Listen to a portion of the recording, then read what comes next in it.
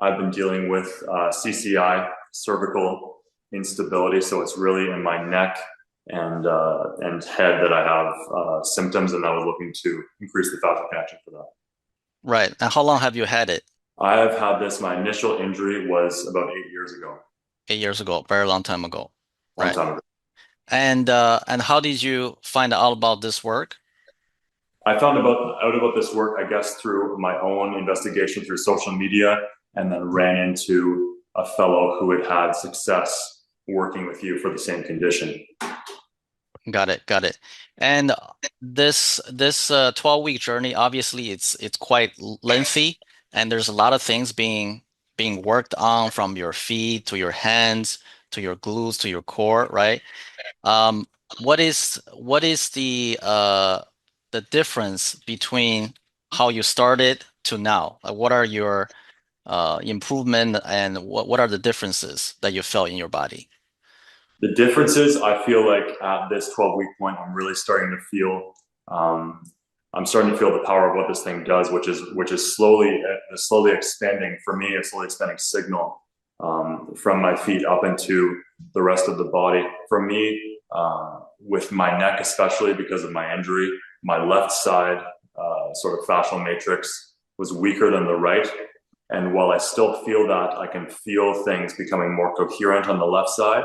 And on the right side, that was already more stable. I'm really feeling that fascial connection start to travel up. So I feel a lot more glutes, whereas at first I felt it in the calf, and I even feel it travel all the way up through my body. So it really feels like not only do the sensations change doing the exercises, but I also feel like my own proprioception and like perception of my own body is slowly changing, which is amazing. Great. So you also play basketball. What is your experience with playing basketball before and after? That's one of the biggest differences of this whole thing. I mean, it's sort of feels like magic or something. I think you called it like a cheat code at one point or something like that. But to shoot, I'm sure with any sport, but definitely from my experience with basketball, once you learn what is right from doing these exercises and engaging your feet to shoot with both feet, and I didn't realize how much I was not doing that before. So the difference is very stark to engage my feet and to again feel that signal travel from my feet up into my shot. It feels much more effortless. These are all things that you would say, but there really is no other way to put it. It's effortless, and it feels there's something surprising about it. It goes in often, feels very right, and doesn't feel like I'm engaging as much. Compensating is probably a better way to put it. Compensating as much to try to aim the ball into the net, basically. Great. Yep. I mean, that's exactly what elite level athletes have is when they make any type of movement, it's effortless. It's not they're trying to muscle or trying to, struggle with that movement. There's no force of muscular contraction, but it has to happen through the fascial co-contraction, right? Very good. And when you were looking at the social media in your own investigation, like what message made sense to you from our videos or paragraphs that we wrote? Well, I guess the biggest thing that made sense to me was the results of another. Again, it was Oliver James who turned me on to you, and I was able to chat with him, and it was more his words than confirmed by everything that I saw in your videos. But the main message being, I had done different fascial therapies before, like rolfing, like things like that. So I was familiar with.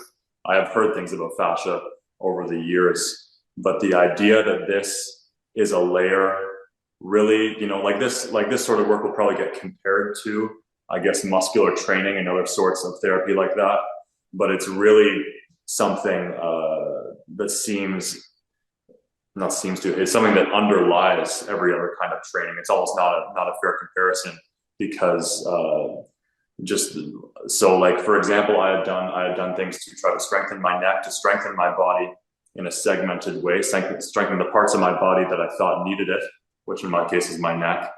But really, as you come to understand fascia and feel what this feels like in your body, um, it's really for an injury or something like this, it seems to work on a more fundamental level that doing specific segmented training just can't touch. So that when that was explained to me, that made a lot of sense. Again, I was skeptical, but now I'm not really skeptical anymore. Great, great. So, and I ask this to everyone who done the training. What do you feel now on your elevated tall curls?